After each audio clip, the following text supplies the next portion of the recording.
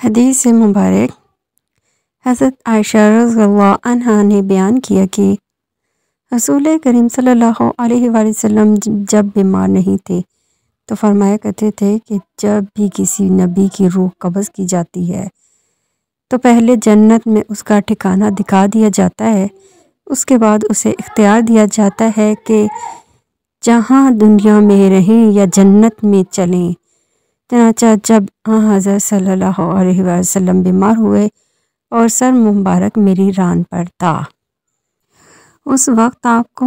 تھوڑی دیر کے لیے غشی طاری ہوئی، پھر جب آپ کو اس سے کچھ ہوش ہوا تو چھت کی طرف ٹکٹکی باندھ کے دیکھنے لگے، پھر فرمایا اے اللہ رفیق اعلیٰ کے ساتھ ملا دے۔ میں نے سمجھ لیا کہ حضرت صلی اللہ علیہ وآلہ وسلم اب ہمیں اختیار نہیں کر سکتے۔ میں سمجھ گئی کہ جو بات حضرت صلی اللہ علیہ وآلہ وسلم صحت کے زمانے میں بیان فرمایا کرتے تھے، یہ وہی بات بیان کیا ہے کہ یہ حضرت صلی اللہ علیہ وآلہ وسلم کا آخری کلمہ تھا جو آپ نے زبان سے ادا فرمایا کہ اے اللہ رفیق اعلیٰ کے ساتھ ملا دے۔ حدیث صحیح بخاری 6348۔